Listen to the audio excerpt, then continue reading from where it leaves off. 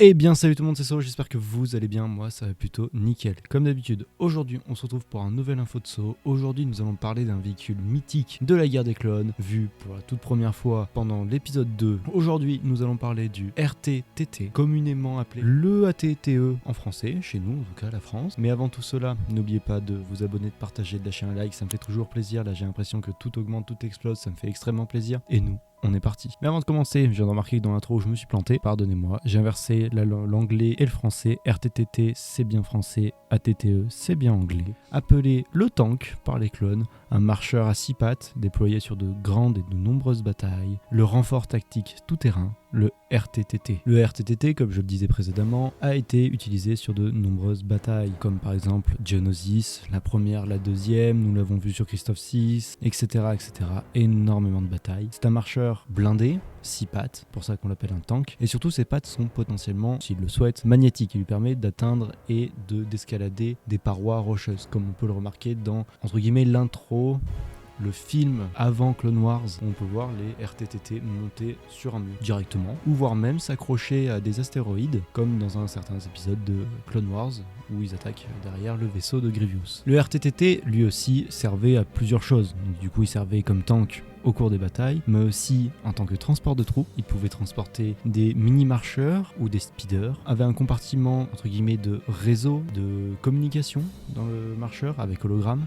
Il disposait d'un armement lourd mais aussi léger, permettant d'attaquer n'importe quel type de troupe, que ce soit des vaisseaux séparatistes ou des troupes au sol, qui est quand même bien pratique. Le RTTT, lui, a été fabriqué par le Rotana Heavy Engineering, entre guillemets une filière des compagnies Quack, et il est vraiment le symbole de l'attaque républicaine. Quand on parle de la guerre des clones et qu'on vous parle de véhicules, c'est souvent celui qui arrive en premier. C'est le plus symbolique et vraiment, on va dire que les 6 pattes, ça claque quand même. Personnellement, je préfère le style du RTTT que celui de l'AT-AT de l'Empire, personnellement. Mais ce qu'il faut savoir aussi, c'est que la construction du RTTT, ils ont été designés sur une créature arctique de la planète où les créateurs l'ont fait, entre guillemets. Le RTTT est de base conçu, en tout cas à la toute base avant l'armée de la République, pour les exploitations minières. Et oui, parce que les mineurs s'en servaient, enfin en tout cas les chefs mineurs s'en servaient pour ramener l'ordre et la discipline auprès des exploitations, ce qui était bien pratique quand tu vois la gueule du bousin. Franchement, j'ai pas envie de tomber face à un RTTT, personnellement.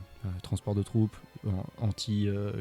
anti-aérien, anti-troupes au sol, possédant des mini RTTT entre guillemets à 2 pattes, je me souviens plus des noms, à l'intérieur s'ils le souhaitent, des troupes ou des speeders. Franchement, j'aimerais pas trop m'y frotter. Donc je comprends pourquoi ils l'ont utilisé pour protéger et ramener l'ordre durant les exploitations minières avant la guerre des clones. Le RTTT est visible pour la toute première fois pendant la guerre des clones, du coup, dans le second film de la saga, à la fin, sur la première bataille de Geonosis. Et c'est là où on pouvait découvrir enfin la puissance du bousin, parce qu'ils ont réussi, entre guillemets, à dégommer de ces trucs impressionnant quand même. Et du coup, ce qui a forcé la production à en donner plus et surtout de différentes sortes. Et c'est ça qui est beau. Le RTTT mesurait entre guillemets 22,02 mètres de long pour 9,57 mètres de hauteur. Je vous avoue qu'il est quand même assez costaud et robuste. Son blindage, lui, est coupé en deux. Une partie avant et une partie arrière, séparée au milieu par une partie flexible qui lui permettent du coup de marcher tranquillement. Mais aussi, ce qu'il faut savoir, c'est que c'est 6 pattes, parce qu'en soi, si on parle là-dessus, le RTTT pourrait tenir lui-même sur 4 pattes. Mais les 6 pattes permettent de manœuvrer plus rapidement, de s'accrocher plus facilement à certains points donnés, comme par exemple quand il grimpe des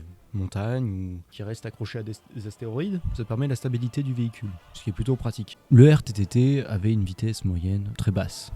Certes, parce que premièrement il était très lourd, deuxièmement avec 6 pattes c'est compliqué. Mais par contre, il était très mobile, et c'est ça qui est pratique. Il était aussi transporté sur le champ de bataille grâce à des républiques gunship. Mais comme dans son nom indique, il est tout terrain. Donc vraiment, sincèrement, quand je vous dis qu'il passe partout, c'est qu'il passe réellement partout. Surtout quand il est apporté par un république gunship modifié. Parce que en gros, s'il y a un problème et que les soldats voient que c'est pas possible de passer là avec le RTTT, ils vont le poser un peu plus loin, puis il va les rejoindre. C'est une dinguerie. Sans parler du fait qu'il peut vraiment grimper des montagnes sur le flanc, sans problème, grâce à ses pattes magnétiques. L'arme la plus puissante du RTTT reste quand même son canon à conducteur de masse, qui était vraiment un très grand atout. C'est le fameux long canon qu'on peut remarquer sur la coque en fait. C'est une dinguerie comment c'est puissant. 3-4 TBTT pouvaient faire tomber un vaisseau séparatiste en étant sur un astéroïde. C'est pour vous donner l'ampleur du truc. C'est dommage qu'ils ne l'aient pas gardé pour l'Empire. Bon, du coup ils l'ont amélioré avec le AT-AT. Voilà, pour moi c'était peut-être l'un des meilleurs. personnellement. 4 petites tourelles étaient placées à l'avant, un tank 2 était placé à l'arrière. Ils servaient de tanks, mais aussi de marcheurs tout-terrain, comme perceurs de ligne de front ou alors de transport de troupes.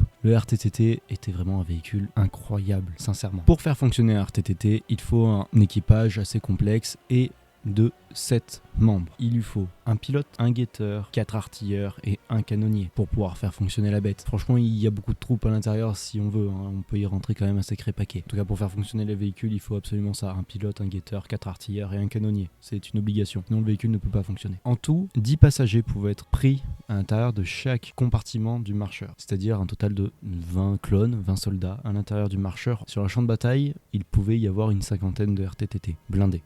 Voilà, c'est juste pour vous donner un ordre d'idée. Mais ce qu'il faut savoir, c'est que son blindage est quand même très robuste face à des tirs de blaster classiques, mais face à des roquettes, certaines roquettes bien placées, il fait pas long feu. Mais par contre, compliqué d'y rentrer dedans. En tout cas, sans sabre laser ou sans équipement pour. Et voilà, j'espère qu'en tout cas ce RTTT vous aura plu. Je sais pas, j'avais très envie de parler d'un véhicule de Star Wars et le RTTT reste un de mes véhicules favoris. Je l'ai enfin acquis en Lego sous sa dernière version et j'en suis extrêmement fier. Franchement, c'est une dinguerie. Comme prochain véhicule, dites-moi qu'est-ce que vous préféreriez, hein, parce qu'en vrai, je me tâte. Soit je vous parle du Republic Gunship ou alors du Venator. Et puis, ce qu'il faut savoir, c'est que à partir du moment donné où YouTube continuera à fonctionner correctement, j'essaierai de me prendre le Venator et on le fera tous ensemble en live. Ça pourrait être intéressant. Je parle du dernier Venator, là, le géant à 700 balles. Oui. Mais voilà, en tout cas, j'espère que cette vidéo vous aura plu. Moi, ça a été un plaisir de la tourner. On se retrouve très très bientôt pour une prochaine vidéo, un prochain info de SO ou autre chose, évidemment. Le prochain, je vous le tease un peu, parlera du dernier clone existant. N'oubliez pas de vous abonner, de partager, de lâcher un like, de me rejoindre sur les réseaux sociaux et de rejoindre le serveur Discord. Tout est dans la description. Et puis nous, on se retrouve très bientôt pour de nouvelles vidéos. Ciao tout le monde.